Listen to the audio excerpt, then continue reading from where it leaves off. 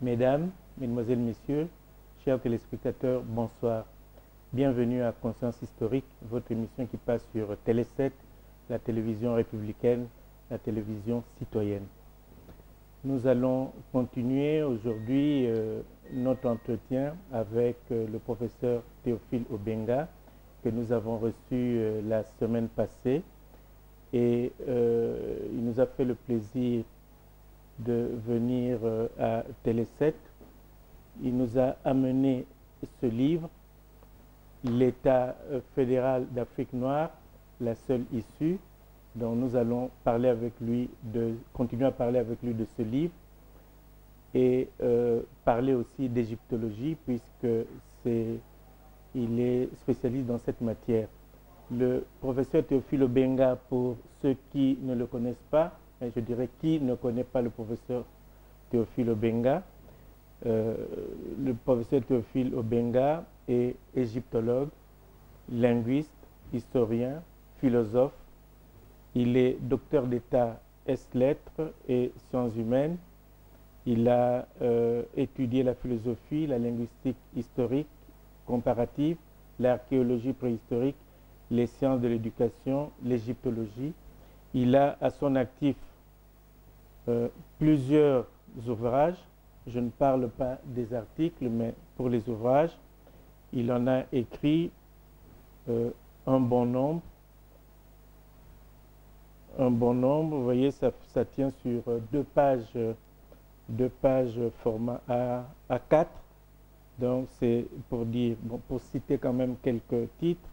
Vous avez l'Afrique dans l'Antiquité, Introduction à la connaissance des peuples de la République populaire du Congo, l'Afrique centrale précoloniale, document d'histoire vivante, la cuvette congolaise, les hommes et les structures, contribution à l'histoire traditionnelle de l'Afrique centrale, le Zaïre, civilisation traditionnelle et culture moderne, la vie de Marianne Gwabi, Stèle pour l'avenir, ce sont des poèmes, pour une nouvelle histoire, essais, la dissertation historique sur l'Afrique, à l'usage des étudiants de première année d'université, sur le chemin des hommes, essai sur la poésie négro-africaine, littérature traditionnelle des Mboshi, les Bantous, langue, peuple, civilisation, discours et écrits politiques de Jacques Opango, Astre si longtemps, poème en 7 chants, la philosophie africaine de la période pharaonique, l'origine commune de l'égyptien ancien, du copte et des langues négro-africaines, la géométrie égyptienne, contribution de l'Afrique antique à la mathématique mondiale, Cheikh Anta Diop, Volney et le Sphinx, contribution de Cheikh Anta Diop à l'historiographie mondiale, l'histoire sanglante du Congo-Brazzaville, pour le Congo-Brazzaville, réflexion et proposition, le sens de la lutte contre l'africanisme eurocentrique, l'université africaine dans le cadre de l'Union africaine, l'Égypte, la Grèce et l'école d'Alexandrie.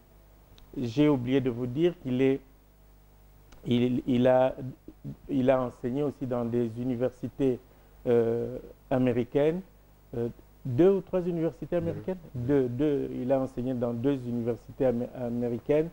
Donc, vous voyez bien la dimension de la personne que nous recevons aujourd'hui. Alors, pour continuer la discussion que nous avions, l'entretien que nous avions l'autre semaine, nous allons peut-être commencer par le chronogramme. Professeur, vous avez donc écrit votre livre, L'État fédéral d'Afrique noire, la seule issue. Quel est le chronogramme que vous proposez? Oui, c'est-à-dire que cette proposition, comme toute proposition, c'est un peu de l'imaginaire, un peu d'une vision, c'est un peu utopique. Donc, pour montrer quand même que c'est faisable si nous avons la volonté, donc on propose quand même une espèce de calendrier. Si on exécute ce calendrier, il peut se réaliser. Donc, les 2 premières années, 2012, 13, 14, il faut faire une intense activité pédagogique à travers les conférences, les émissions comme celle-ci, les séminaires, les colloques, le public, partout, diffuser l'idée de l'État fédéral, en débattre. Il faut que ça soit un thème du peuple, un thème de tout le monde. Donc on discute, on parle de ça, et on amende, on fait des propositions, chacun a sa vision de la chose. Ça devient comme un problème à nous. Parce que tous les problèmes que nous discutons, souvent, ce n'est pas initié par nous-mêmes. Hein, c'est initié à l'extérieur et ça devient nos problèmes. Les thèmes sont faits par eux et on nous impose ça. Donc là, au moins, c'est notre thème à nous. Et les autres ne vont pas appuyer ça, les autres ne vont pas financer ça. Mais l'Afrique peut financer ça à travers le continent. On fait des conférences, on fait des séminaires auprès de la jeunesse, auprès des hommes politiques, auprès des hommes d'affaires, auprès des hommes, des femmes, des jeunesses, des ouvriers, des pays, de tout le monde. Comme ça, on inculque cette nouvelle idée-là. Bon, après, il faut que nous avons des juristes de 1914, 15, 16 par là. Il faut déjà que les juristes compétents africains qui ont l'expérience commencent à réfléchir sur les organes, sur les textes. Parce que c'est quand même de la démocratie. Il faut faire ça. Donc la loi, le droit est très, très important. On ne peut pas regrouper les gens sans devoir, sans obligation, sans voir les organes qui peuvent fonctionner ensemble et sans voir leur fonctionnement. Donc le droit est capital. Le droit constitutionnel est capital à ce stade-là. Donc il faut essayer de rédiger les textes. Il y en a un Sénat fédéral, une Assemblée fédérale, un gouvernement fédéral, et puis d'autres institutions de justice fédérale. Le schéma existe, mais il faut s'adapter quand même à la réalité africaine. Hein, et après, on fait ça. Et après, vers les années 20 et quelques, je crois que d'une manière ou d'une autre, il faut soumettre ça au référendum des États-nations. On n'est pas obligé d'être tous au départ dans l'État fédéral. On peut faire, par exemple, l'Afrique centrale. Tous les États de l'Afrique centrale sont fédérés. Et les autres suivront. Ou tous les États de l'Afrique de l'Ouest sont fédérés. Hein, et tous les autres suivront. Ou tous les États-nations de l'Afrique de l'Est sont fédérés.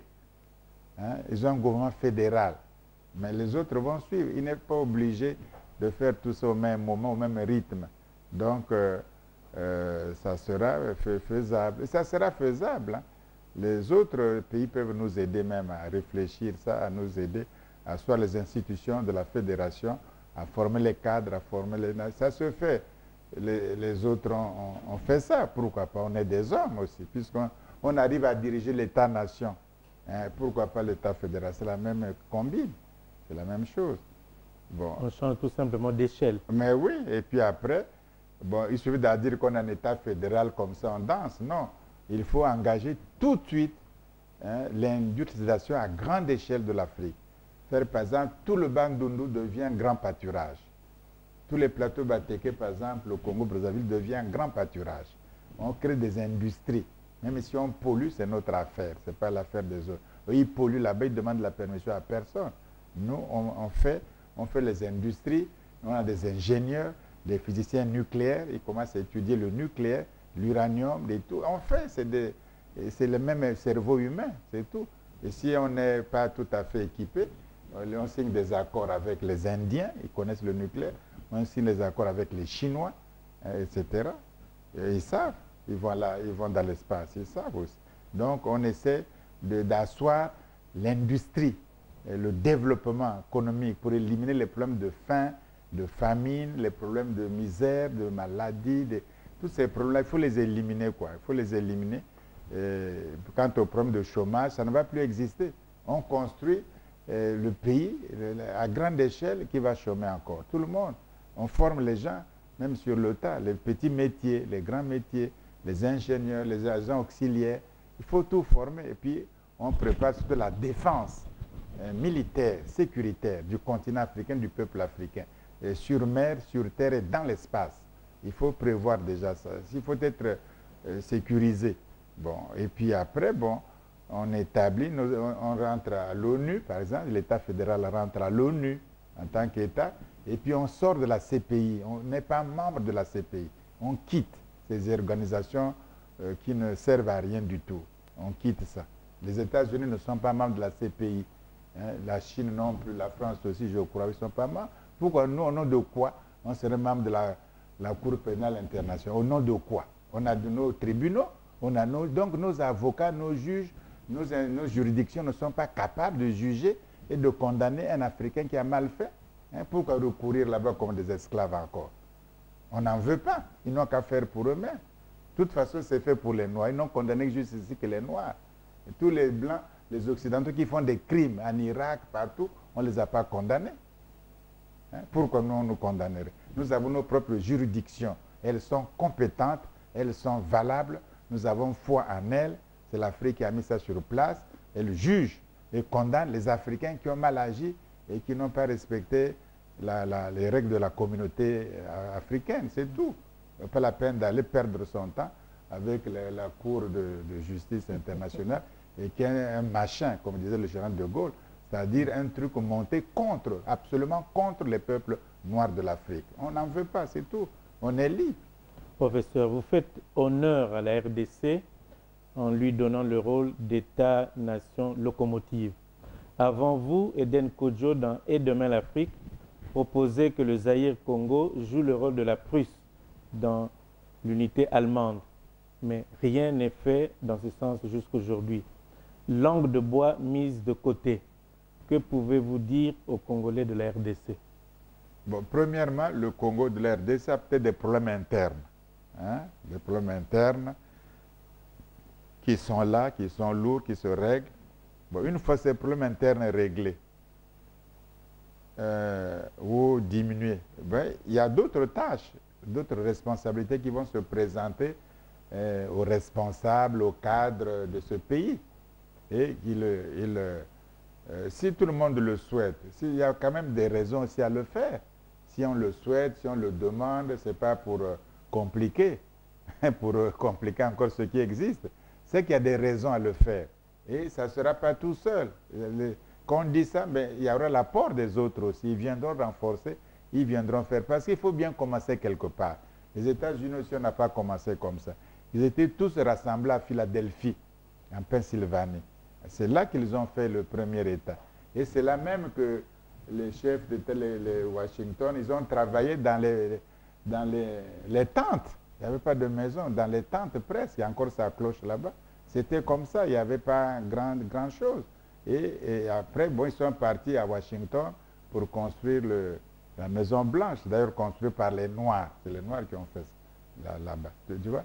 Donc finalement, si on donne cette responsabilité à la RDC, ce n'est pas pour l'abandonner, ce n'est pas pour charger encore, pour compliquer la situation, non. C'est qu'il y a d'abord des raisons objectives à cela. Et deuxièmement, c'est tout le monde qui doit mettre la main à la pâte et réaliser un projet commun et au bénéfice de tout le peuple africain. C'est comme ça qu'on doit voir. Bon, maintenant, ce n'est pas le va-t-en-guerre. Maintenant, il y a aussi une autre... il faut qu'on comprenne. Hein, un ministre, un directeur, un chef d'État africain, il ne faut pas qu'il dorme aussi dans la misère. Hein, au nom de quoi là? Les autres ont des palais, ils n'ont même pas mérité ça. Donc, il y a quand même la dignité de la fonction, il y a le respect de la fonction, hein, il y a le protocole de la fonction. Donc, il faut qu'on respecte ces choses-là. Sinon, on ne se respecte pas nous-mêmes. Donc, il y a une dignité qu'on reconnaît aux responsables, hein, qu'ils assument pendant le mandat, c'est une affaire de mandat, hein, qu'ils assument pendant leur mandat. Donc, parce qu'il ne faut pas vous confier le mandat à quelqu'un, puis vous commencez à l'injurier, ça ne va pas, on ne fait jamais comme ça. Il y a les manières de sanctionner, tu vois, ne plus voter, ne plus faire, mais il faut éviter cette confusion, hein, que l'Occident nous inculque, hein, pour manquer de respect vis-à-vis de nos autorités. On les injurie, nous sommes contents. On fait ceci, nous sommes contents. On les critique, nous sommes contents. On parle mal d'eux, on ne doit pas faire comme ça. Ça doit être strictement interdit. Dans nos villages, traditionnellement, un chef de village est respecté. Et on a des choses à lui dire, il y a des manières de le faire. Ce n'est pas en public, ce n'est pas en critiquant, ou etc. Il faut éviter ce style occidental de mépris des gens qui dirigent. Nous, on n'en va pas comme ça. Et c'est en ce moment que l'homme aura la dignité justement de faire ce qu'il a fait. Il aura la responsabilité entière de faire ce qu'il a fait. C'est comme ça que nous concevons ces choses. On change leur éthique, leurs valeurs ou des choses comme ça. Ils parlent ça de la bouche, mais ils ne tiennent pas compte.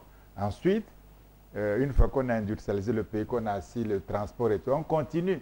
Parce que le développement, ce n'est pas une affaire qu'on a arrêtée, puis on va jouer le tam-tam sur la place de la victoire. Non. Le développement continue. Il faudra faire un projet maintenant du programme nucléaire africain, programme nucléaire civil africain. Il faut un programme et puis participer à l'exploration de l'espace. C'est faisable. Les Chinois, même pas 20 ans, 30 ans après Mao Tse-tung, ils passaient à l'espace. Pourquoi pas? Ils forment nos cadres, on les envoie en Chine, ils les forment, on envoie en Inde former, on envoie aux États-Unis, on les forme. C'est tout. Ils forment, ils reviennent. Vous verrez que même nous, qui vivons aujourd'hui, on sera comme des gens qui sortent des grottes de la préhistoire. Hein. Les générations qui viendront seront tellement beaux, tellement enthousiasme que sur le fleuve au Congo, tu verras qu'il y a des bateaux de l'université qui vont circuler, qui vont étudier, qui vont faire ceci, ça. Il y aura un développement culturel extraordinaire. À tous les points de vue, le sport sera très beau. Et de toute façon, c'est les Noirs qui font la boxe aujourd'hui dans le monde. C'est eux qui sont champions. C'est les Noirs qui jouent au football dans l'ensemble, hein, et partout. C'est les Noirs c'est tout, et à part le tennis peut-être, et encore. On a été champion, c'est avec Noah, voyez-vous. Donc finalement, il y a une explosion. L'humanité même va changer si l'Afrique est libre et apporter sa contribution à l'évolution, au progrès de l'humanité. Ça serait extraordinaire. Ce n'est pas pour rien que nous sommes le berceau de l'humanité. Ce n'est pas pour rien, il n'y a pas de hasard. Si la nature a voulu que les premiers hommes naissent ici, sur le continent africain, et que les autres continents soient peuplés à partir du continent africain, l'Asie, etc., que ce soit au stade de l'Homo australopithèque ou au stade de l'Homo sapiens, ce n'est pas hasard. On ne peut pas faire l'humanité les prochains siècles sans l'Afrique. On ne peut pas faire sans l'Afrique. D'ailleurs, un président français l'avait dit quand il avait visité, fait son premier discours à la France, en Afrique. On ne peut pas penser l'humanité de demain sans la contribution de l'Afrique. Et les Africains doivent être conscients de ça. L'Afrique doit être consciente de ça. On ne peut pas faire l'humanité de demain sans la Chine. Pourquoi vous allez appeler les Chinois comme ça, là, comme un peuple de mépris? Non, on ne peut pas faire demain sans l'Inde. On ne peut pas faire sans l'Europe aussi, sans les Amériques de façon générale. Mais sans nous aussi. Sans nous aussi.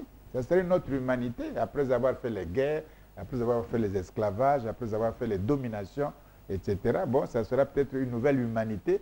Et en ce moment, on pensera peut-être au projet de paix perpétuelle d'Emmanuel Kant, hein, qu'il y a un gouvernement pour cosmopolite, il y a ceci, mais on n'en est pas encore là. Pour le moment, chacun essaie de bâtir sa maison du mieux qu'il peut, voyez-vous. Donc, mais l'humanité changera, forcément. Professeur, est-ce que c'est votre enthousiasme pour l'Africain qui fait qu'on vous a taxé quelquefois de raciste? Non, mais ceux qui font ça, bon, raciste, c'est-à-dire faire quoi? Il faut être raciste. Moi, j'ai tué un blanc. Hein, non. J'ai injurié un blanc dans mes livres. Non. C'est mes amis. J'ai beaucoup d'amis blancs. C'est votre enthousiasme pour l'Africain qui fait qu'on dit qu'il est raciste. Non, mais oui, j'ai beaucoup d'amis français et françaises. J'ai beaucoup d'amis. On était à l'école ensemble, à la Sorbonne, à l'université. J'ai beaucoup d'amis. J'ai beaucoup de professeurs quand je vais, par exemple, en France, ils m'invitent tout le temps, des grands professeurs du Collège de France, des professeurs, des académiciens. Donc, si j'étais raciste, ils ne m'auraient pas invité. Je connais des grands professeurs des sommets de l'Institut de France, du Collège de France. C'est mes amis. Et pourtant, ils m'ont enseigné, ils me connaissent. Mais ils savent mes idées. Oui. Hein, ils savent que lui, il est tranchant. Il a ses idées. Il est franc, il dit ce qu'il pense. Moi, je ne fais pas de compromis. Hein? Et puis, c'est la vérité. Si j'ai le critère, on fait l'épistémologie.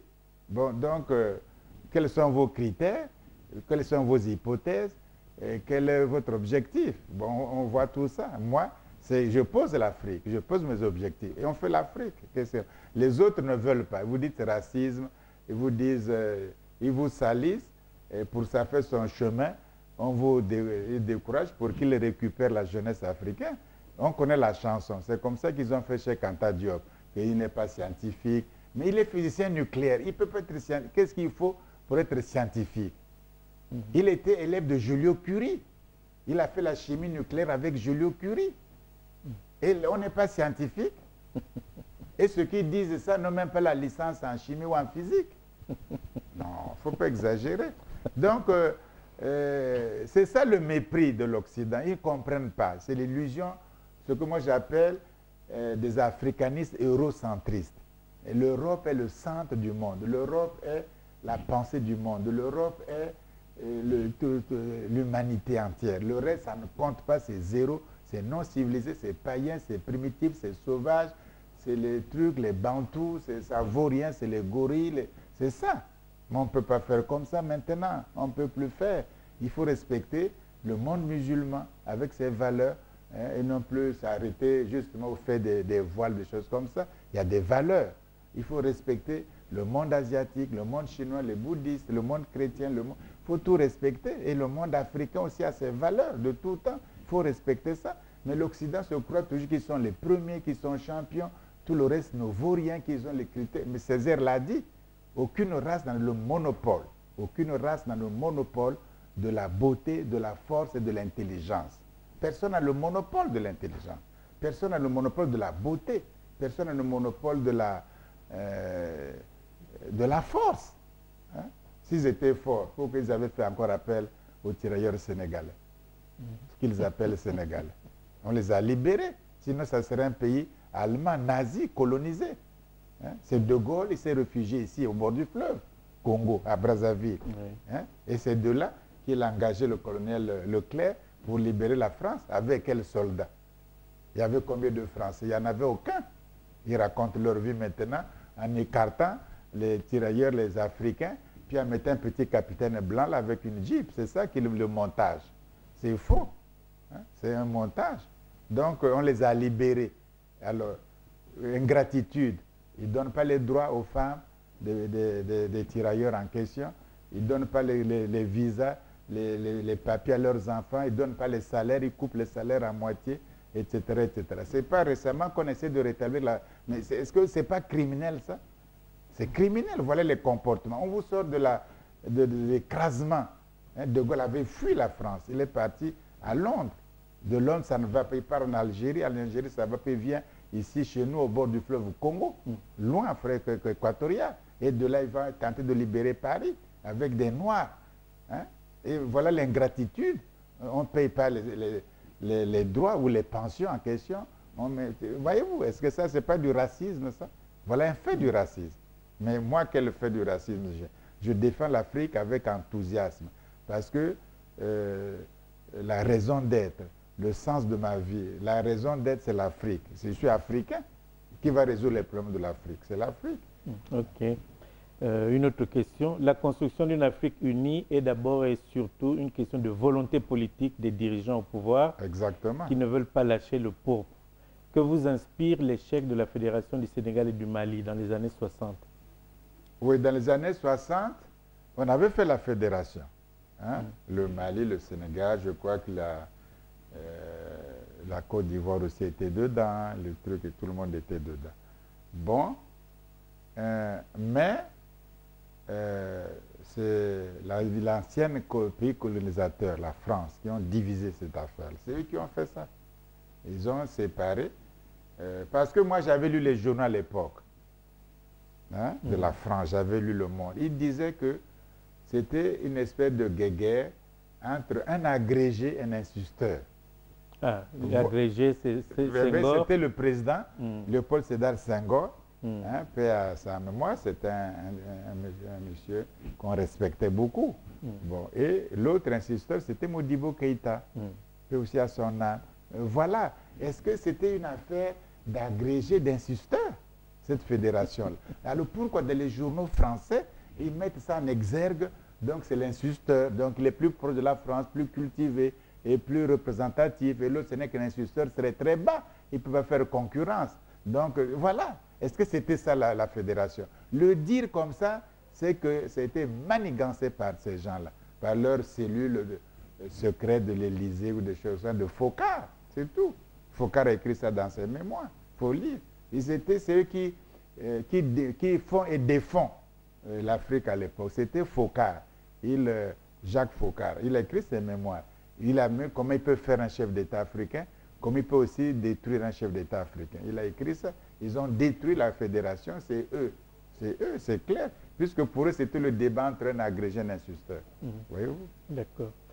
Professeur, l'Union européenne d'aujourd'hui, avec 27 États, a commencé d'abord au début des années 50 avec 2 États, la France et l'Allemagne, et autour du charbon et de l'acier. Brazzaville et Kinshasa sont 2 capitales les plus rapprochées du monde. Les 2 Congos ont les mêmes peuples, les mêmes langues, la même musique. Pour servir d'exemple allant dans le sens de l'unité africaine, que peuvent-ils faire? Bon, nous, on traîne hein, les cadres, les responsables politiques et tout. Mais dans le peuple, hein, le peuple est même en avance. Entre Kinshasa et Brazzaville, la communication populaire là, du peuple est permanente, nuit et jour. Ils traversent en pirogue, ils traversent à pied, ils traversent avec vos petits coques là, de l'Onotra. Là. Ils font comme ils travaillent tout le temps, tout le temps, tout le temps. Hein? Donc, ils créent des liens économiques, des liens consanguins de mariage, des liens culturels, d'échanges culturels. Ça existe déjà.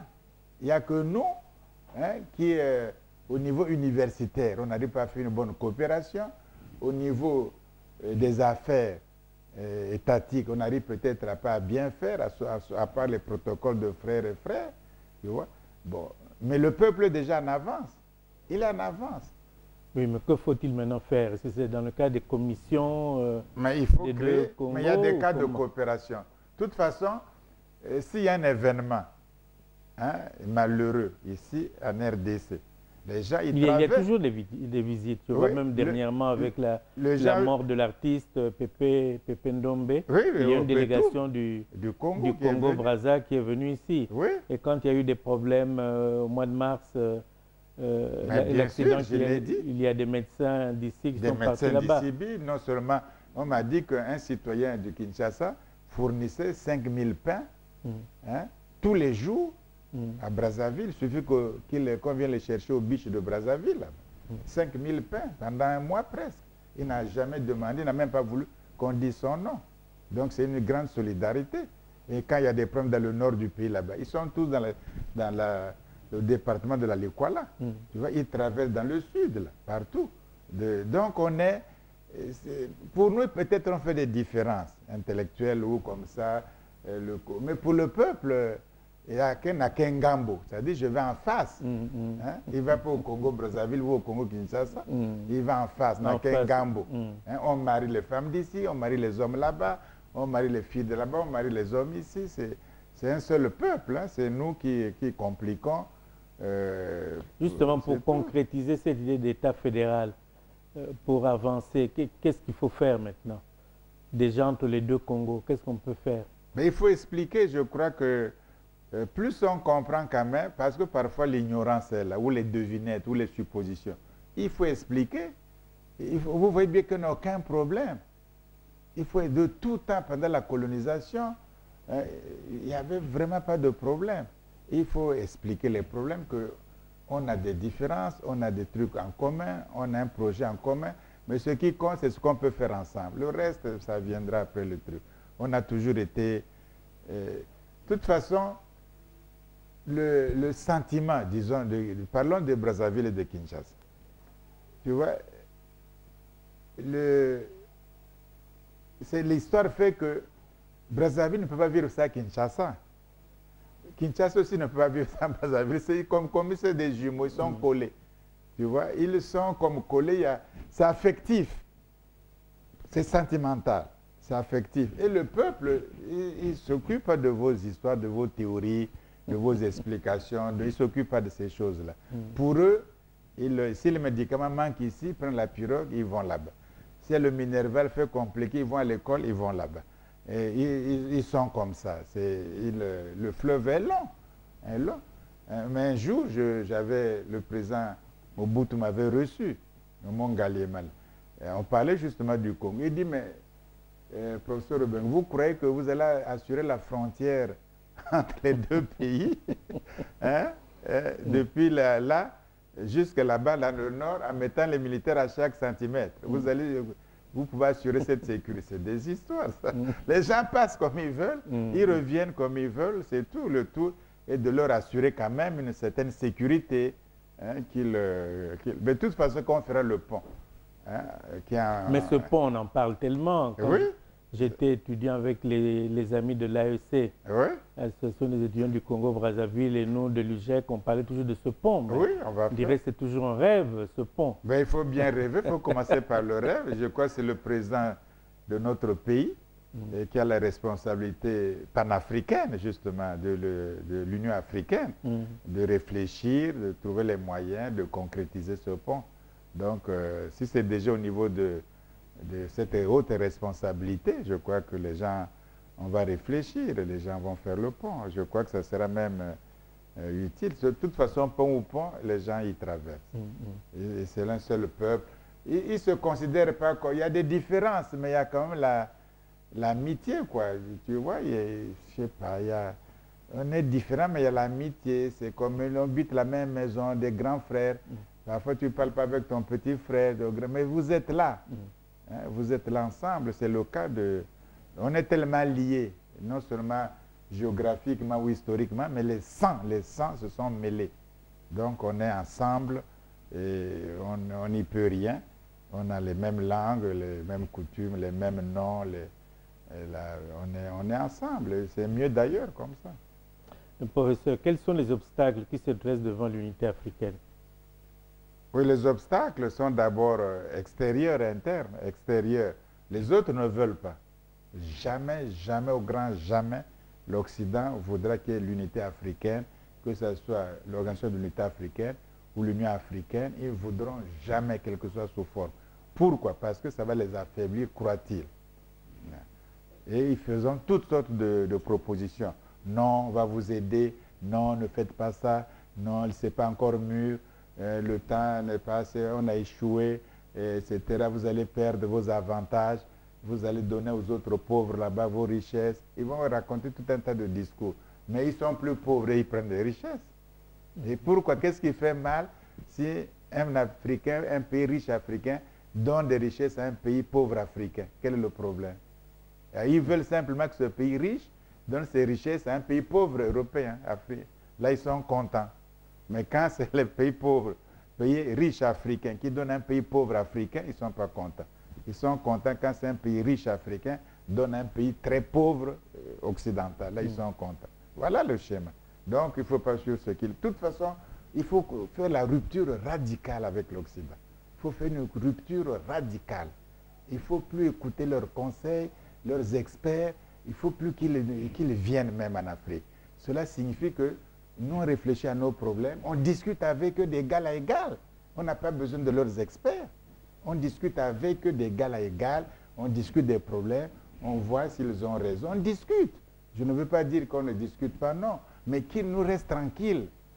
Pour qu'il aille donner les conseils en Chine, qu'ils nous laissent tranquilles. On n'a pas créé la Banque mondiale ou le Fonds pour sauver l'Afrique. Ce n'est pas écrit dans leur constitution, ce n'est pas écrit dans leurs textes réglementaires.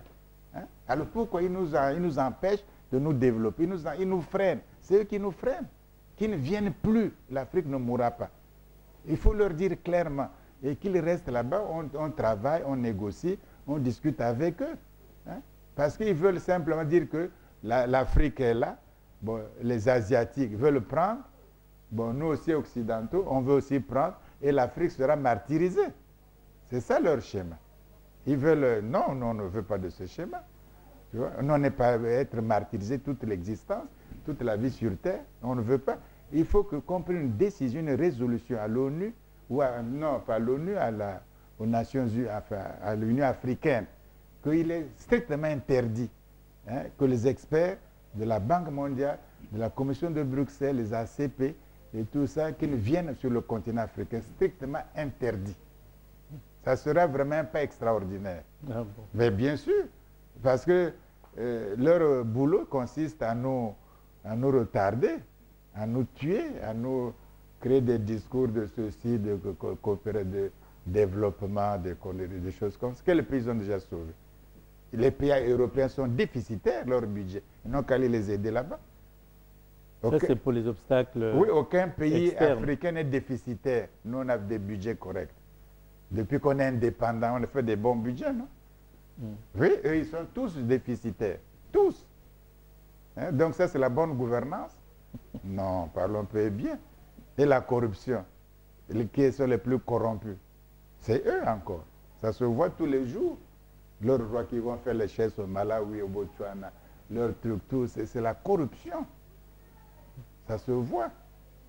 Pétrole contre nourriture, tout, enfin bref. Beaucoup d'obstacles extérieurs, psychologiquement, ils vont développer un discours, ils vont faire peur aux gens, etc., etc. Bon, il y a l'obstacle intérieur maintenant, nous-mêmes. Bon, ça dit qu'on ne se connaît pas assez. On ne se connaît pas assez, c'est difficile aussi de dire embrassons-nous, comme ça. L'Afrique de l'Est, on ne connaît pas bien, l'Afrique du Sud, on ne connaît pas bien, l'Afrique centrale, on ne connaît pas bien, l'Afrique de l'Est, etc. Il faut que l'Afrique arrive à se connaître. Bon, les chefs d'État se connaissent peut-être mieux, parce qu'ils se réunissent régulièrement hein, à l'ONU, enfin à Addis Abeba. Ils se connaissent. Mais nous, le peuple, les chefs, on se connaît moins. L'élite intellectuelle aussi, on se connaît moins. Il y a très peu de choses ensemble. Il faut briser ces barrières.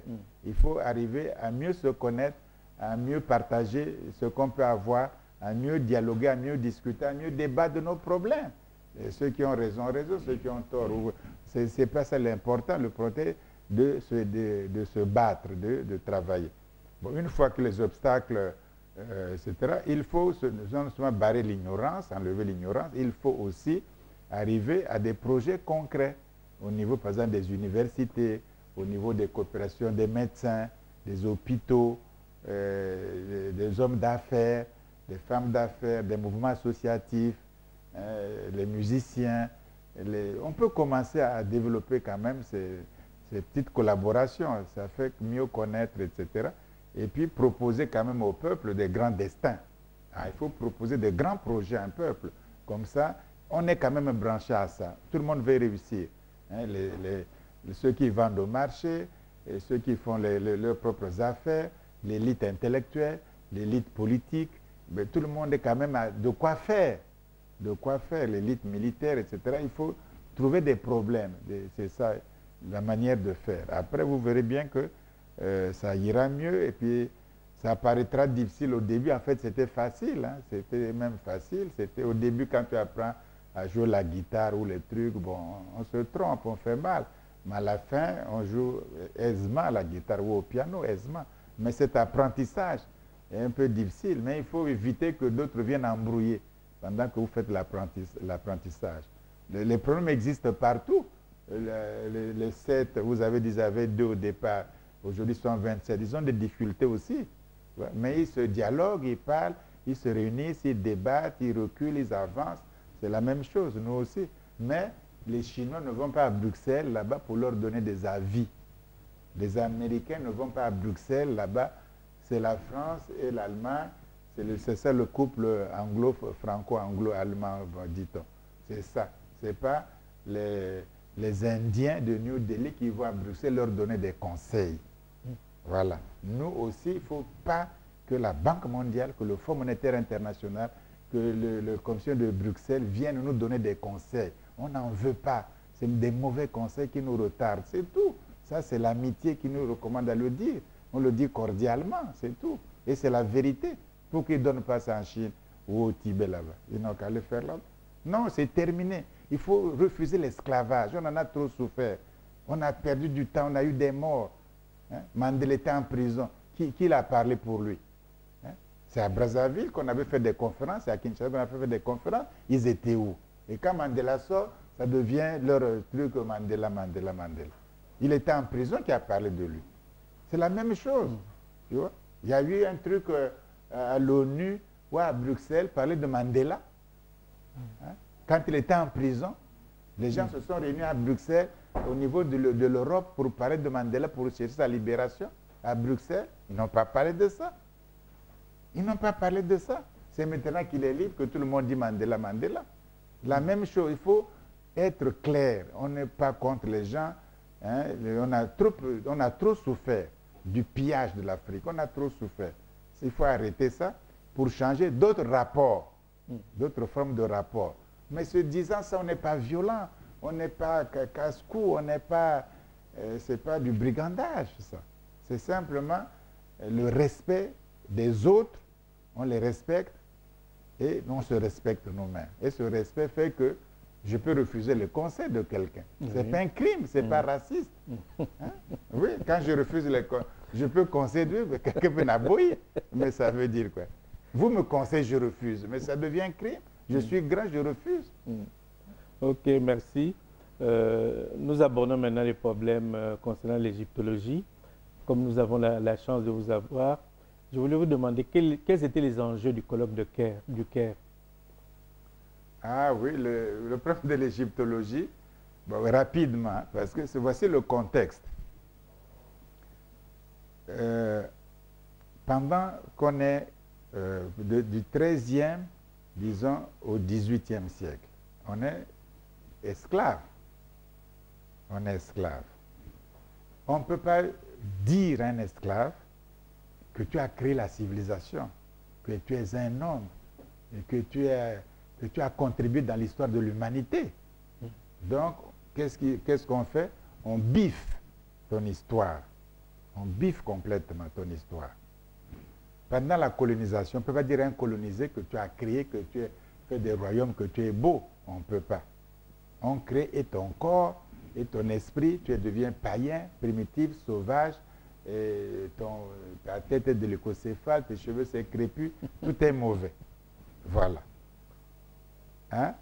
Du coup, à supposer que l'Égypte, non pas à supposer, du coup, si l'Égypte est ta civilisation, d'autorité, on dit que non, ce n'est pas vous. Comment un esclave peut bâtir la civilisation de l'Égypte antique? Comment un colonisé peut bâtir la civilisation plus que tout ce qui existe en Europe? On ne peut pas admettre ça. Et cette civilisation est la civilisation mère qui a donné la philosophie, la religion à l'Occident, aux Israël et la philosophie aux Grecs. On ne peut pas accepter ça. Du coup, on n'a pas accepté. Mais nous sommes devenus indépendants. Alors, des Africains qui ont été formés et cherchent de comprendre d'où ils viennent. Et Cheikh Anta Diop est l'un d'eux. Il a dit, ben, on nous dit qu'on est ceci, qu'on est... Non, c'est faux. Quand on refait l'histoire de l'humanité ou l'histoire du continent africain, on se trouve que l'Afrique est le berceau de l'humanité, que l'homme est né, qui en a trouvé partout, etc., des fossiles, mieux que l'Égypte antique est d'une civilisation noire, bâtie par des Noirs autrefois. Oh, là, c'était le crime. Donc, Cheikh Anta Diop a été diabolisé, il ne connaît rien, il fait ça pour chercher des raisons d'indépendance, pour donner l'enthousiasme, et ce n'est pas scientifique ce qu'il fait. Et tout l'Occident, toute la science occidentale, ceux qui connaissent, ceux qui ne connaissent pas, aucun ne l'a sauvé, aucun. Ceux qui parlent là du racisme ou que de la fraternité, là, quoi, ils n'ont rien fait. Ils ont tous condamné Cheikh Anta Diop sans exception. Et nous-mêmes, Africains, on dit, ah, mais comment Cheikh Anta Diop peut avoir raison contre tout l'Occident? Hein, quand même. Donc, c'est un peu l'entêtement, quoi. Bon, on s'est méfié aussi. On s'est méfié aussi, on dit, oh, ces histoires-là, Cheikh s'entête, quoi, tu vois. Puisque quand même, il peut avoir raison contre tout l'Occident. Il y a quand même des savants.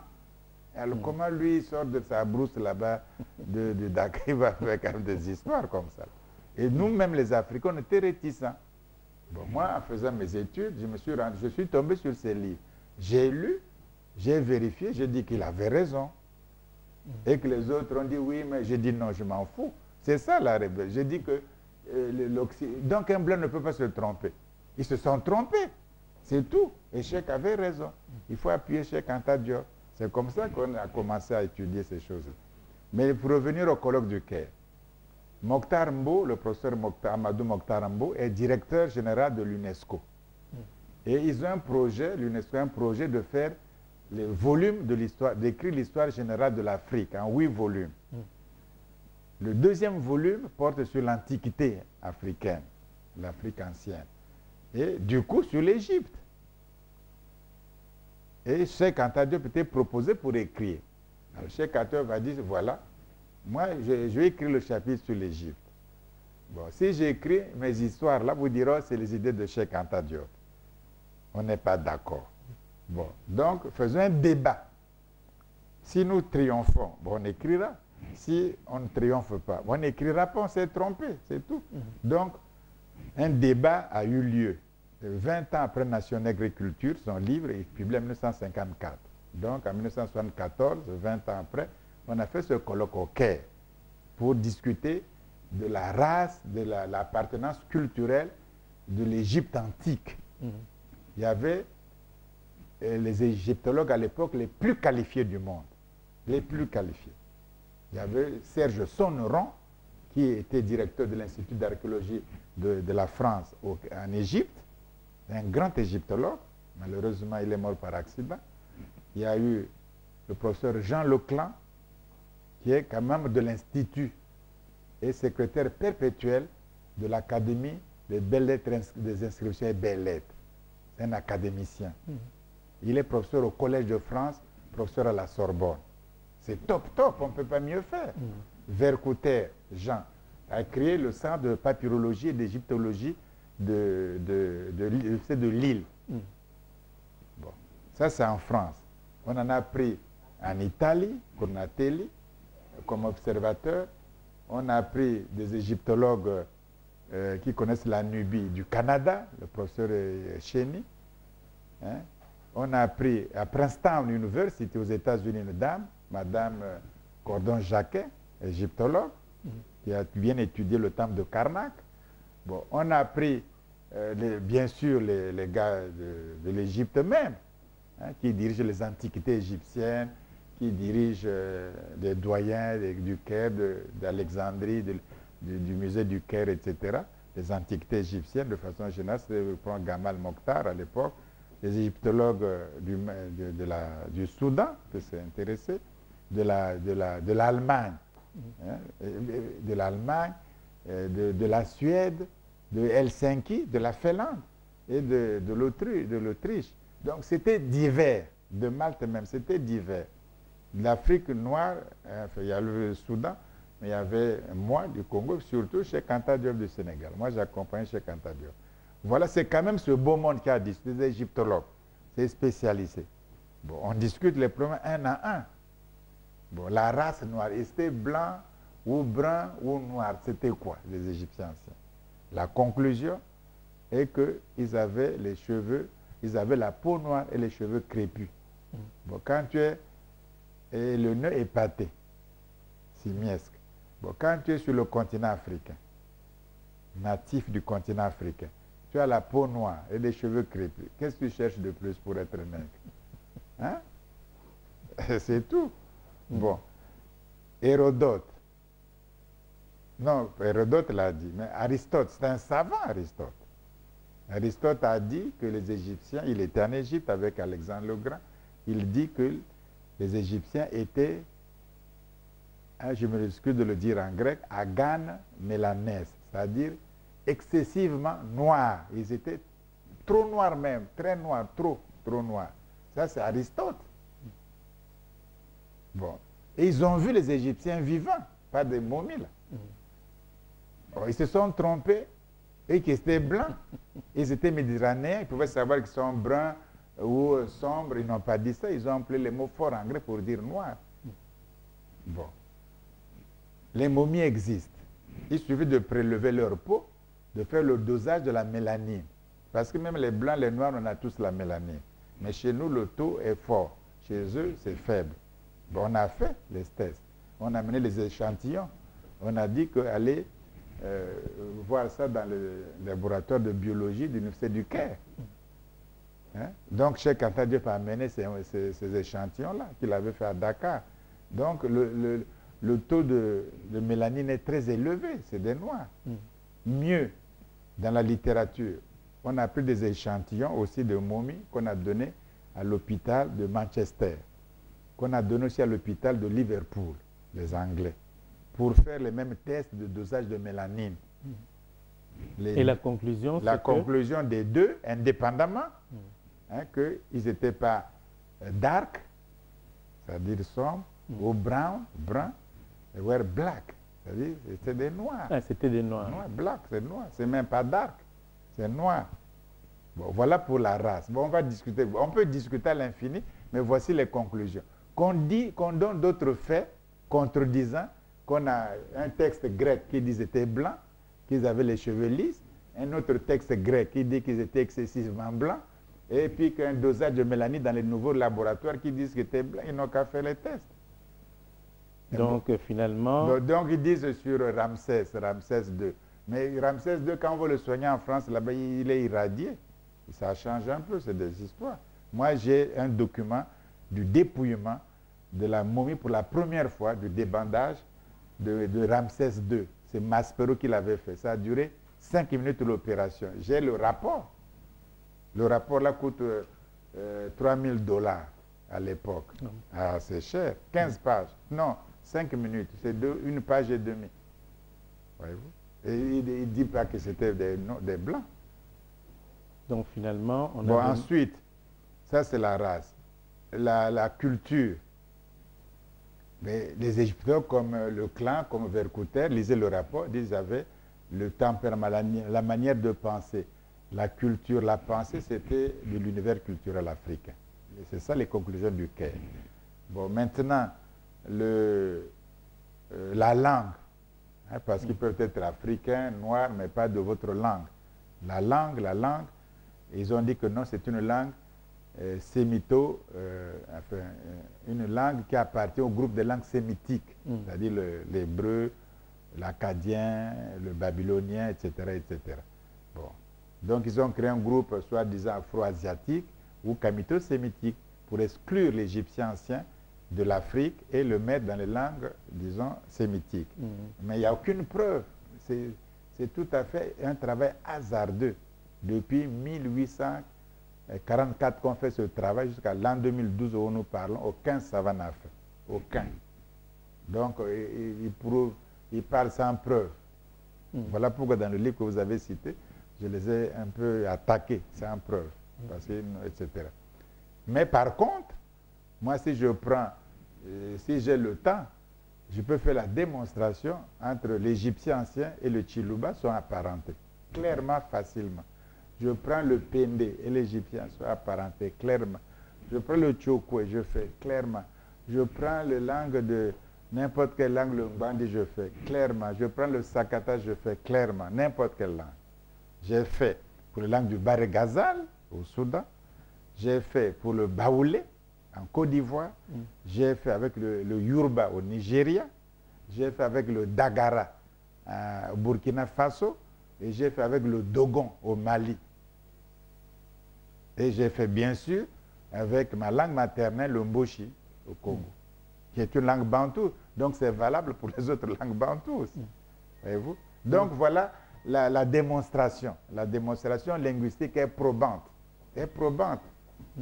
Donc au total, l'Égypte est une civilisation négro-africaine ancienne, une civilisation bâtie par les Noirs. Ils sont là. Bon, maintenant, là n'est pas le problème. Le problème, c'est que qu'est-ce qu'il faut en faire? Il faut donc étudier pour que toute cette science que les Égyptiens avaient, qui ont pensé l'immortalité de l'âme, qui ont pensé le divin, la transcendance, qui ont éduqué Moïse, c'est dans les actes des apôtres. On dit que Moïse fut instruit dans la science, dans la sagesse de l'Égypte antique. C'est dit dans la Bible. Vous avez les références? Oui. Prenez Actes des Apôtres, chapitre 7, verset, je vous donne large, 20 à 23. Lisez et dites-moi. Ok. Hein? Le 21 dit ceci, « Ainsi Moïse fut instruit dans la sagesse de l'Égypte. » Tel quel. Ça, je cite. Et je peux vous le citer en grec. Ok. Voilà. Et le mot de sagesse est Sophia. Et la traduction latine, Sapientia. Et les traductions françaises sont doubles. Sagesse, parfois ils disent science, ça dépend. Le Louis II ou la ville de Jérusalem. Ok. Voilà. Bon, merci professeur. Vraiment, cet entretien est très enrichissant. On aurait pu continuer, puisque sur Moïse, vous aviez parlé d'un autre, à part les Actes des Apôtres, vous avez parlé aussi... c'était dans Deutéronome ou c'était dans... Dans l'Exode. Dans l'Exode. Vous avez aussi le Mais passage... Moïse était marié à une femme de couche. On ne donne pas le nom de la femme, on dit qu'elle était même de couche. Voilà pourquoi sa sœur Myriam et son frère Aaron étaient contre lui, contre Moïse. C'est Exode, quel passage vous savez? Là, je me rappelle plus, mais c'est dans Exode. Exode, ok. Et mais, voilà pourquoi même ils ont eu une espèce de gale, les a maudits, là, c'est ça dans la vie. Ah bon. Oui. Vous en connaissez tellement de choses et on pourrait passer des soirées comme ça à parler. Oui. Merci, professeur. J'espère que vous pourrez venir assez souvent quand même à Kinshasa et que vous n'allez pas rester, aller aux États-Unis ou quoi, parce qu'ici on a besoin de vous aussi. Et il y aurait des jeunes à former dans le domaine de l'égyptologie. Je crois que ce serait assez intéressant. Oui, oui. Ce serait intéressant. Bon, voilà, c'est un petit cadeau que j'aimerais vous donner. Emmener. Oui, merci infiniment. Okay. Merci beaucoup. Okay. Je vais lire avec plaisir ce cadeau-là. Ok. Merci.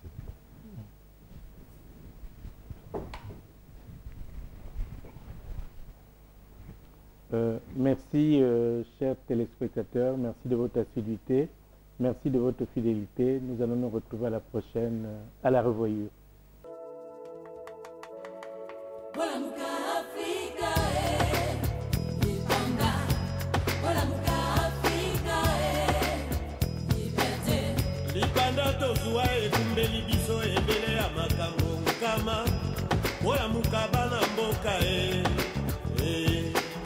Mabele tika bankoko Banafrika boke bae